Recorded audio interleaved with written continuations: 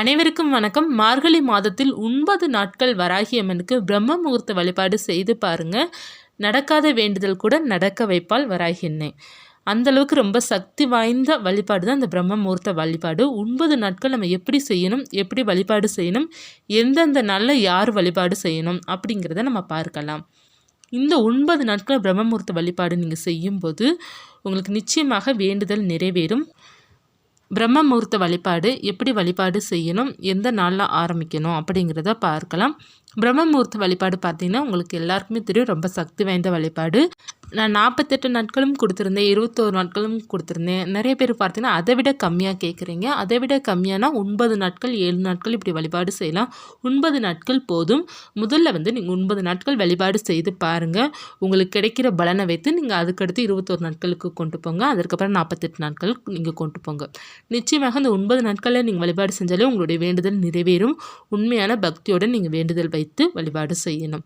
எப்படி வழிபாடு செய்யணும் அப்படின்னா, வராகி அன்னை படமோ சிலையோ இருக்குது அப்படின்னா அந்த படத்திற்கு முன்னாடி 5 தீபம் ஏற்றி வைத்து வழிபாடு செய்யணும். இந்த 9 நாட்கள் மட்டும் நீங்கள் ஏற்று மாதிரி இருக்கும்போது 5 தீபம் ஏற்றி வைத்து வழிபாடு செய்யுங்க. தினமும் காலை 4 to 6க்குள்ளே நீங்கள் வழிபாடு செஞ்சுருக்கணும். அதாவது அதிகாலை 4 மணிலேருந்து நமக்கு 5:45 வரை பிரம்ம முகூர்த்த நேரம் அப்படிங்கிறதும் சொல்லுவாங்க. ஒரு சில பேர் 3:30 6 மணி வரை அப்படிங்கிறது சொல்லுவாங்க. நம்ம ஒரு குறிப்பிட்ட நேரம் எடுத்துக்கலாம். 4 to 5:30 வரையே அல்லது 5:45 வரையே நம்ம எடுத்துக்கலாம். அந்த நேரத்தில் வழிபாடு செய்யும்போது உங்களுடைய வேண்டுதல் அப்படியே நிறைவேறும். அந்த பிரபஞ்சம் உங்களுடைய வேண்டுதலும் நிறைவேற்றி வைக்கும். அந்த 9 நாட்களும் பார்த்திங்கன்னா ஒரே வேண்டுதல் வச்சுக்கோங்க. அதையே தினமும் நினச்சிக்கோங்க.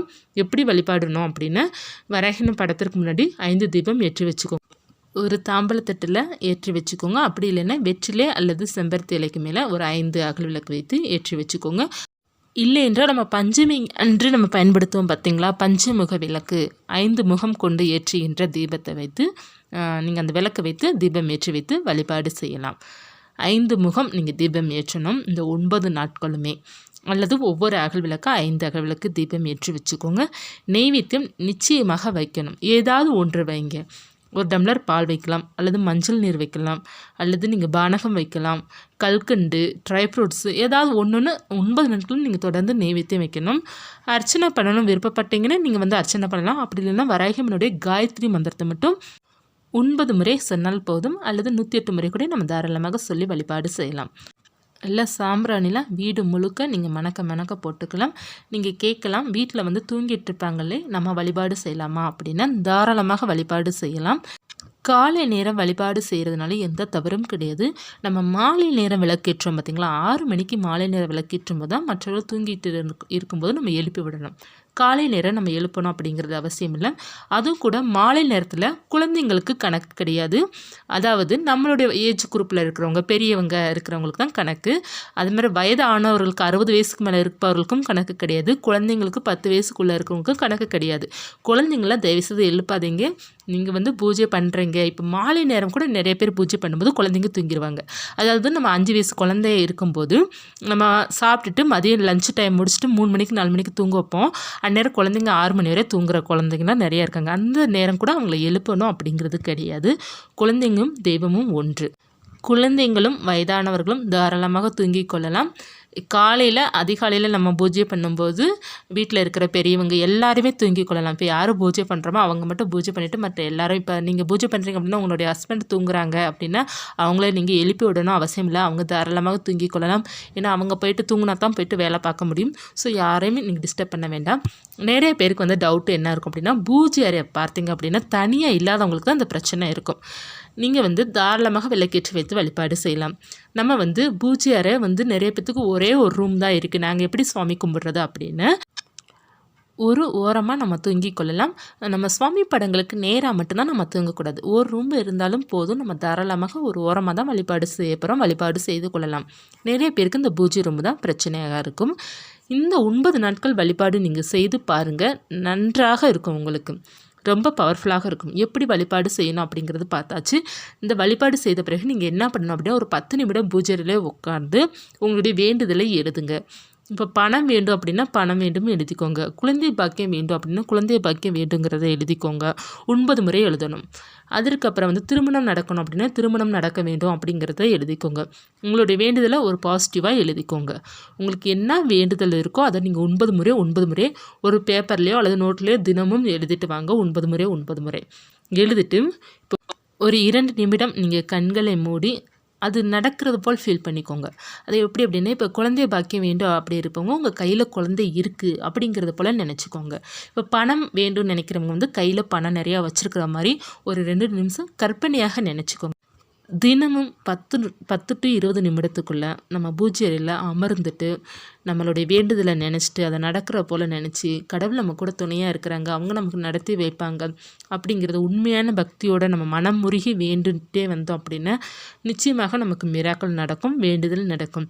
நம்ம வந்து காலையில் விளக்கேற்றுவது எதற்காக அப்படின்னா அந்த பிரம்ம முகூர்த்த நேரத்தில் விளக்கேற்றுவது நமக்கு தெய்வீக சக்தி வந்து அதிகரிக்கும், இன்னமும் அதிகரிக்கும். அது மட்டும் இல்லை, நம்ம வீட்டில் பார்த்தீங்கன்னா ஒரு பாசிட்டிவிட்டி கிடைக்கும். நம்மளுடைய எதிர்மறை எண்ணங்கள் எல்லாம் விலகும். நம்மளை விட்டு நமக்கு வந்து நல்ல ஒரு எண்ணங்கள் நமக்கு தோன்ற ஆரம்பிக்கும். அப்படி இருக்கும்போது நம்மளோட வேண்டுதலும் சீக்கிரமாக நிறைவேறும். நம்ம வீட்டில் தெய்வீக சக்தி இருந்தாலே நம்ம வீட்டில் வந்து நிறைய மாற்றங்கள் உண்டாகும். அதனால் இந்த பிரம்ம முகூர்த்த வழிபாடு வந்து உங்களோட பூஜையில் எல்லா தீபம் ஏற்றி வைத்துட்டு வராகியம்மனுக்கும் தனியாக தீபம் ஏற்றி வைத்து வழிபாடு செய்து பாருங்கள். உங்கள் வாழ்க்கையை வசந்தமாக்கும். அந்தளவுக்கு ரொம்ப சக்தி வாய்ந்தது. இதில் வந்து எந்தெந்த வேண்டுதலுக்கு நீங்கள் எந்தெந்த நாள் வந்து ஆரம்பிக்கலாம் அப்படிங்கிறதையும் பார்க்கலாம். இப்போ வந்து ஞாயிற்றுக்கிழமை நீங்கள் காலையில் வந்து பிரம்ம முகூர்த்த வழிபாடு வராகியம்மனுக்கு செய்ய ஆரம்பிக்கிறீங்க அப்படின்னா வேலைக்காக, அரசு வேலைக்காகவோ அல்லது சொந்த வேலைக்காகவோ அல்லது நீங்கள் வந்து ஒரு பிஸ்னஸ் பண்ண போகிறீங்க அப்படிங்கிறதுக்காகவோ அல்லது வேறு கம்பெனியில் நான் வேலை பார்க்கணும், நான் ட்ரை பண்ணிகிட்டே இருக்கேன், நிறைய இன்டர்வியூ போயிட்டுருக்கேன், அது எனக்கு சக்ஸஸ் ஆகணும் அப்படின்னு இருந்தாலும் சரி, நீங்கள் வேலைக்காக வழிபாடு செய்கிறீங்க அப்படின்னா ஞாயிற்றுக்கிழமை ஆரம்பிக்கணும்.